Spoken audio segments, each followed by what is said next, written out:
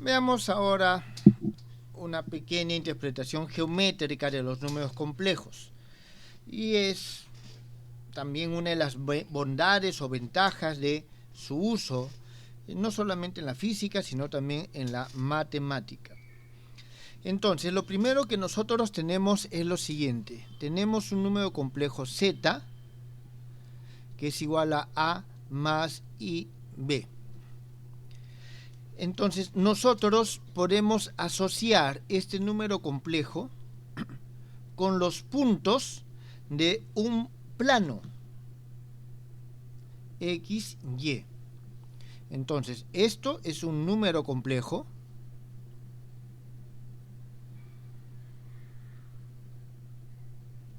y esto es un punto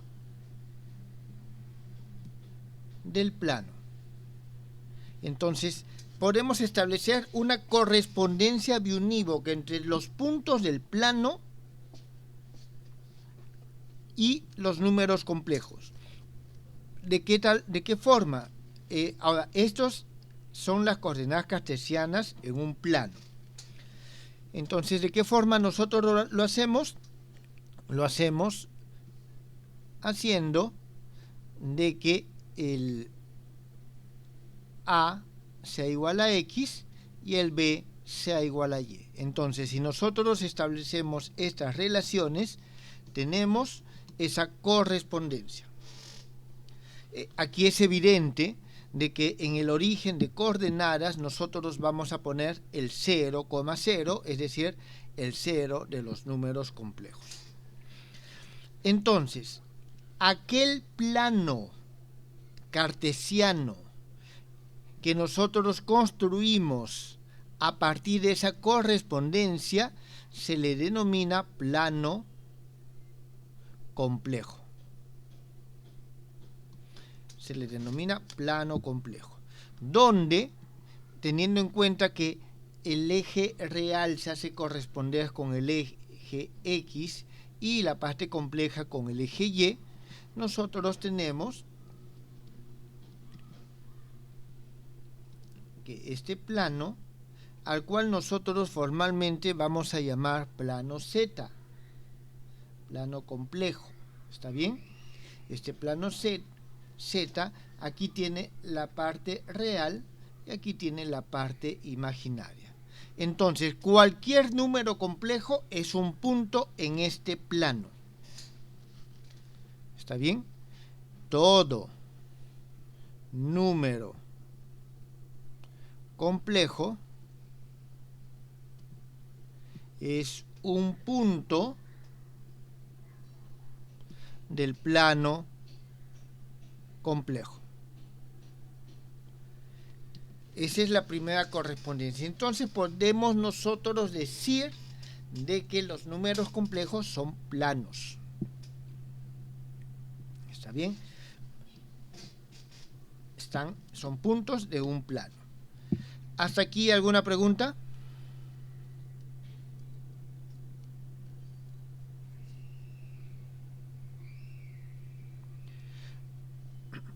Muy bien, entonces vamos a tener el número complejo Z, que tiene estos dos puntos, tiene X, Y, y de aquí en adelante es muy frecuente ya cuando se usa como variable compleja utilizar no el A y el B, sino las letras que habitualmente utilizamos como variables X y Y. Entonces nosotros tenemos un punto en un plano. Y aquí también nosotros podemos decir lo siguiente, establecer otra correspondencia. Esta es la primera. La otra correspondencia es decir de que ese número complejo Z es equivalente a un vector o el radio vector en este plano. ¿Está bien? En este caso, nosotros vamos a tener lo siguiente. Este vector se va a caracterizar ¿por qué? En primer lugar, porque forma un ángulo con el eje real y porque tiene un valor, un módulo ρ. ¿Está bien? Entonces, esto es en el plano complejo y sobre todo cuando utilizamos, aquí vamos a poner coordenadas cartesianas. ¿Está bien? Ahora, pero si para ubicar los puntos del plano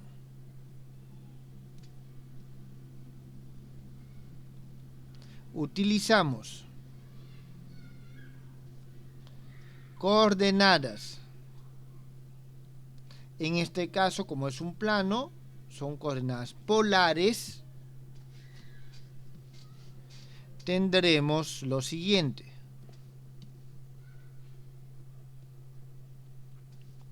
De que nuestro número complejo z puedo expresarlo por medio de dos coordenadas, ρ y φ. Entonces fíjense que de nuevo tenemos un par ordenado. Lógicamente este par ordenado tiene una naturaleza distinta que esta y un desarrollo distinto. Donde esta ρ es la distancia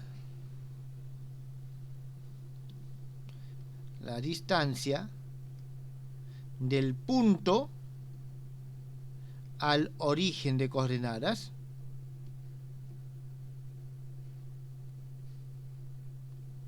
y esta φ es el ángulo que forma con el eje real o con el eje de las abscisas. Entonces nosotros tenemos ya esta notación que está acá, y tenemos esta notación que está acá. Entonces, a partir de esta notación es que nosotros, estableciendo la relación que existe, y aquí nosotros vamos a establecer esta relación trazando estas perpendiculares a los ejes, nosotros podemos establecer una relación entre la forma polar, está bien, la forma polar y la forma cartesiana. Aquí nosotros tenemos este es X y este es Y. Ustedes saben bien de que esa relación está dada por X es igual a ρ coseno de φ, Y es igual a ρ seno de φ. Por lo tanto, nosotros tenemos de que nuestro número complejo z se puede expresar como ρ coseno de φ más I seno de φ, que es la forma trigonométrica de representar los números complejos. En esta forma trigonométrica nosotros tenemos de que ρ se conoce como el módulo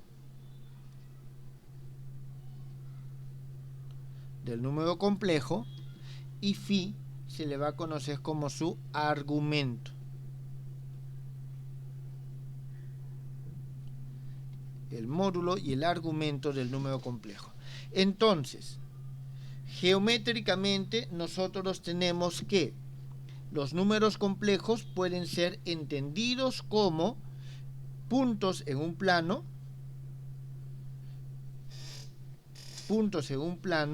y ¿cómo se llama esto?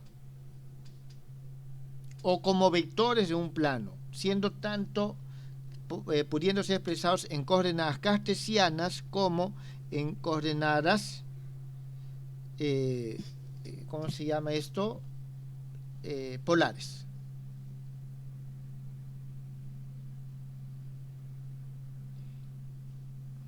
¿Ok? ¿Alguna pregunta, jóvenes?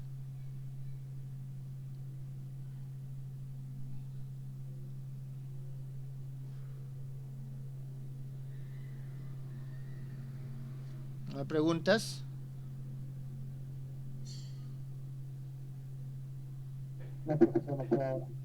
Muy bien. A ver, continuemos entonces.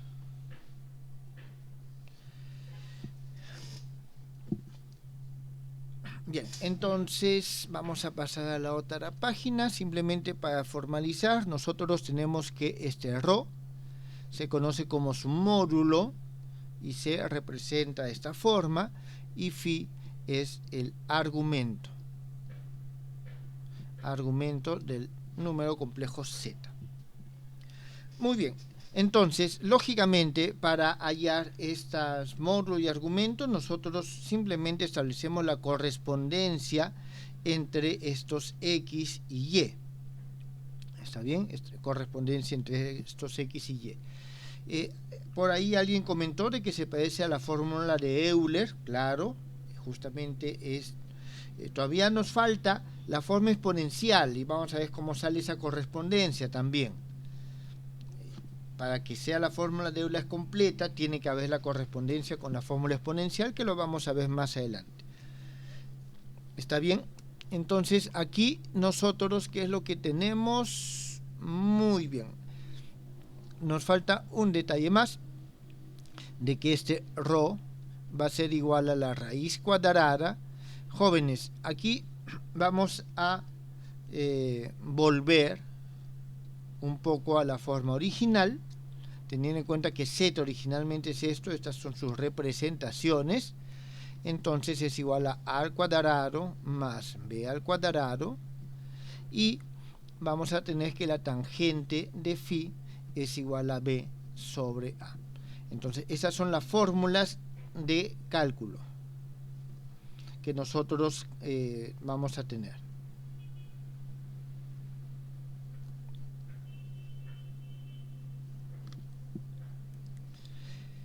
Bien, entonces hasta aquí tampoco no hay nada nuevo, pero aquí nos surge algo, el hecho que esta tangente no está definida de forma unívoca. ¿Está bien? Es decir, nosotros vamos a tener lo siguiente, de que la tangente puede ser, o el ángulo phi puede tener un valor dado, y cualquier valor adicional al cual nosotros a un valor primero que hallemos le vamos sumando 2pi, va a tener el mismo valor. ¿Está bien? Entonces, aquí se suele hacer lo siguiente. Para que el argumento no tenga múltiples valores, se suele tomar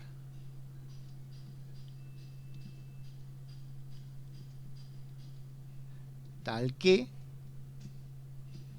digamos nosotros, así, que el argumento de z se encuentre, o sea, mayor que un valor phi sub 0 y menor que un 2pi más phi sub 0, donde este phi sub 0 es un número arbitrario. Es un número arbitrario. Por ejemplo, con frecuencia se toma que este phi sub 0 sea 0, o que este phi sub 0 sea menos pi, o algo por el estilo. ¿Está claro? Entonces, que esté entre esos dos valores. Y en este caso, nosotros lo que vamos a tener es que el argumento de z va a ser igual al argumento de z más 2 veces kpi. Entonces, quiero que noten la diferencia que he puesto a mayúscula y a minúscula. Si es que no lo habían notado acá, aquí ya queda claro el porqué de ello. Donde este k es igual a 0, más menos 1, más menos 2, y así sucesivamente.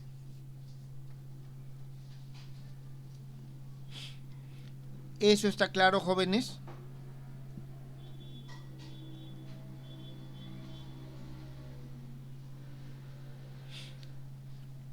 Entonces, esto es para delimitar. Entonces, se suele trabajar con este argumento si es que necesito una solución única. Si es que tengo que hacer un análisis más completo, entonces trabajamos con este argumento. Por eso les decía, hallamos un primer valor y al primer valor le vamos a sumar las veces que sean necesarios 2pi para poder solucionar nuestro problema. Así es, el que tiene la A mayúscula, el argumento con la A mayúscula, es el general, el que contiene a todos los posibles valores. Por ejemplo, cuando ustedes tienen, jóvenes, un movimiento periódico,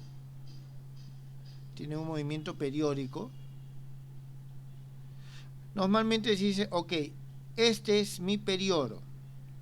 Pero si somos rigurosos, podemos decir de que el periodo también es esto, porque todo esto también se sigue repitiendo. Entonces, para ser más rigurosos, se tendría que decir T sub 0 es el periodo, es el menor tiempo en el cual comienza a repetirse el proceso, pero todos los múltiplos de T sub 0 también son periodos. Algo parecido sucede acá. Bien, entonces nosotros tenemos esta relación. Hasta aquí, jóvenes, ¿alguna pregunta?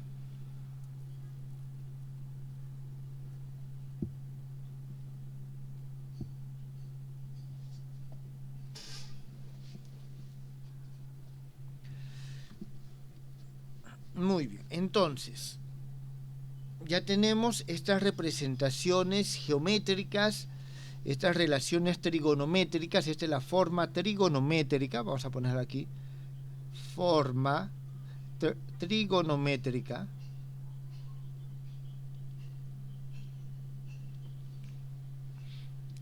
Y nos falta la otra, la que ustedes mencionaron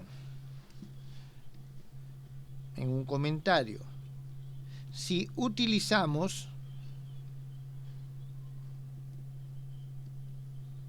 la fórmula de Euler, y cuando nos referimos a la fórmula de Euler es de que el E a la I phi es igual al coseno de phi más I seno de phi,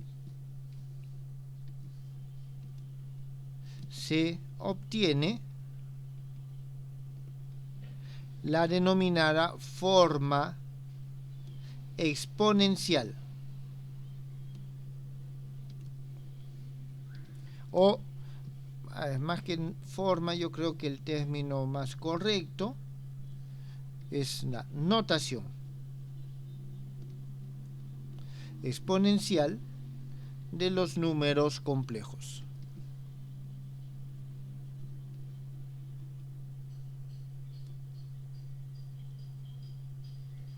Entonces, ¿qué es lo que vemos? Como bien dice, esto se parece a esto, es lo mismo. Entonces voy a reemplazar el paréntesis por su forma exponencial. Significa que z es igual a rho e a la i phi, que también vamos a utilizarla con mucha frecuencia.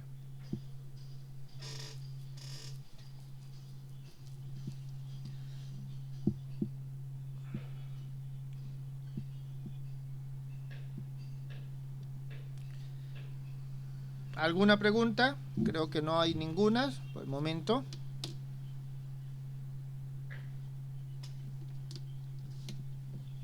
Entonces, esta es un poco la interpretación geométrica. Pero para acabar esto, y volviendo al tema de esto que da interpretación geométrica, vamos a ver lo siguiente. Voy a dibujar un plano complejo. Tengo este plano complejo. A ver, creo que voy a dibujarlo un poquito más al centro. Acá lo voy a dibujar. Y vamos a dibujar dos números complejos. ¿Está bien? En forma vectorial. vamos a tener un primer número complejo acá. A ver, por aquí, digamos. Y vamos a tener un segundo número complejo por acá. Entonces tenemos dos números complejos, este es el Z1 y el Z2, ya sea que los representamos solo con los vectores o sus puntos. Entonces, nosotros vamos a poder hallar las operaciones con estos. Aquí trazamos nosotros las perpendiculares a cada uno de los ejes, o a cada uno coordenados. A ver, aquí estos dos voy a moverlo un poquito hacia acá.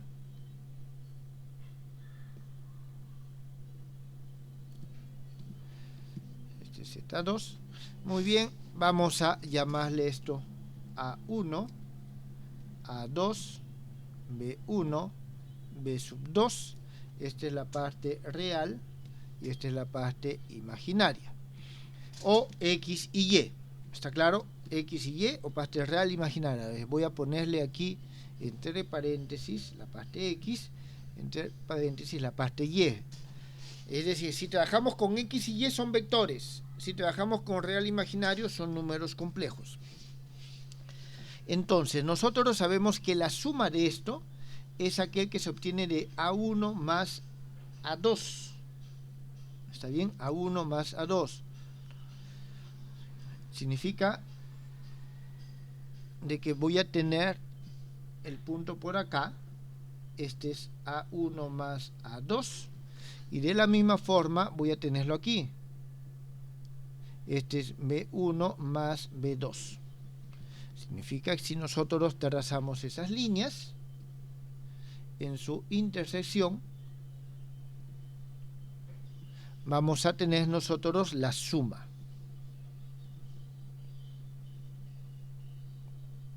Este es el vector o el número complejo Z1 más Z2. Y vemos de que la adición de estos dos vectores cumple las mismas reglas que el vector. ¿Está claro? No sé si hasta aquí está claro. Entonces, la suma vectorial es igual a la suma de los números complejos. Y aquí nosotros podemos establecer un resultado bastante interesante que lo podemos adoptar de la teoría de los vectores. Y es el hecho siguiente. Ustedes saben muy bien de que aquí, a ver, un poquito más delgado, esto resulta de esta suma. Voy a ponerlo punteadito todo esto que son líneas de guía. Nosotros vemos en estos triángulos que están apareciendo, un momentito, acá este triángulo, el que va desde O, este es el punto Z2 hasta el Z1. Aquí nosotros tenemos de que esto más esto tiene que ser menor o igual a esto. ¿Está bien? O entonces en módulo, la suma es de este módulo más este, o el módulo de esto, esta longitud es menor o igual a la suma de estos dos. Entonces, de la desigualdad triangular, que esto ya es una propiedad geométrica, tenemos que z, el módulo de Z1 más Z2 tiene que ser menor o igual al módulo de Z1 más el módulo de Z2. De la misma forma nosotros vamos a tener la diferencia. Cuando tenemos la diferencia, por ejemplo Z1 menos Z2, vamos a tener de que esto se invierte y esto se invierte.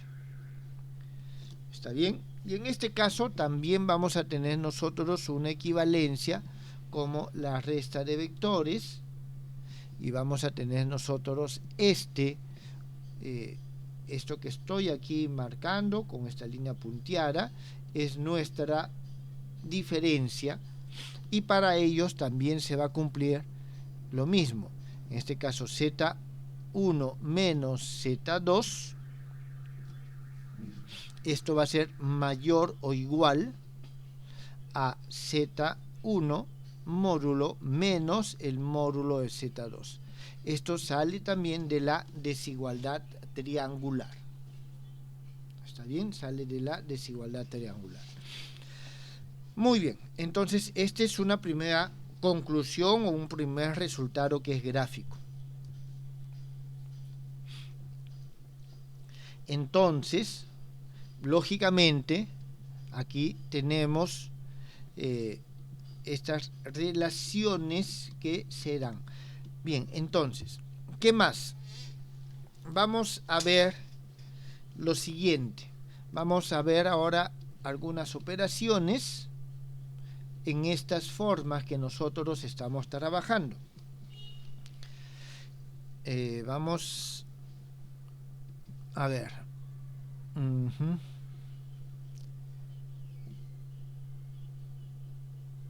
Ajá.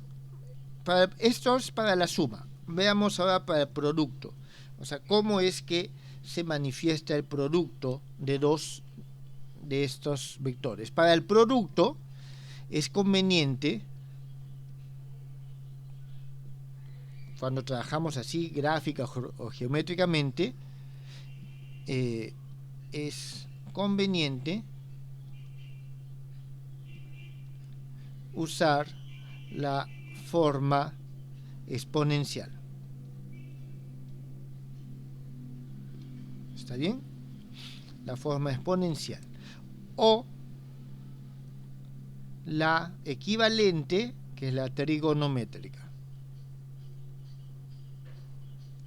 Y entonces vamos a ver lo siguiente. Z, que es igual a un ρ, coseno de phi, más i, seno de phi. Esto es igual a Z1 multiplicado por Z2. Esto vamos a decir que es igual a un ρ1, coseno de phi 1 más i seno de phi 1 multiplicado por ρ sub 2 coseno de phi 2 más i seno de phi 2. Muy bien, hasta aquí vamos a multiplicar. Vamos a hacer ahorita toda la operación y vamos a tener nosotros lo siguiente. En primer lugar, ρ1 multiplicado por ρ2, que multiplica a coseno de phi 1 por coseno de phi 2, menos seno de phi 1 por seno de phi 2. Después vamos a tener i, ρ1, ρ2, que multiplica a coseno. A ver, aquí me faltó el más. Y voy a comenzar para que esto esté un poquito más claro, por el seno de phi 1 coseno de phi 2 más coseno de phi 1 seno de phi 2.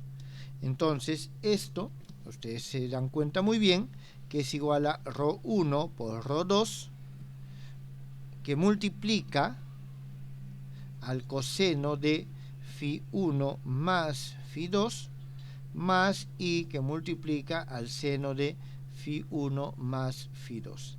Es decir, nosotros vamos a tener aquí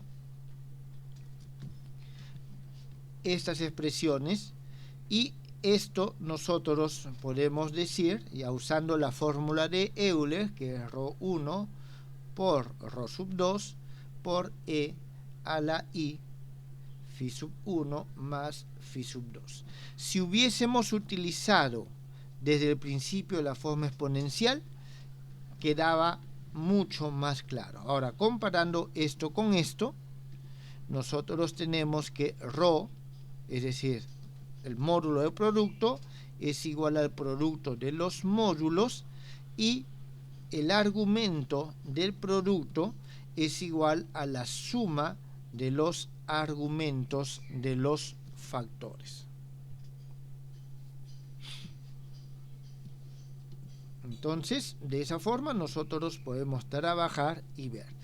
Y ya como una ampliación de esto, nosotros tenemos que Z1, el cociente, sobre Z2 es igual a ρ1 sobre ρ2 e a la i, y aquí tenemos φ1 menos φ2. Entonces se nos simplifica mucho el cálculo, por eso es siempre útil, es siempre práctico utilizar la forma exponencial o la forma trigonométrica en alguno de los cálculos que se realizan. ¿Preguntas?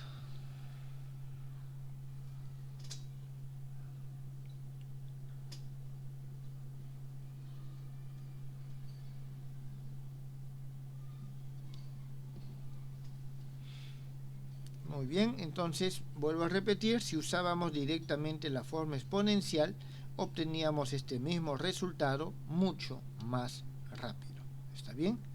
Que con la forma trigonométrica.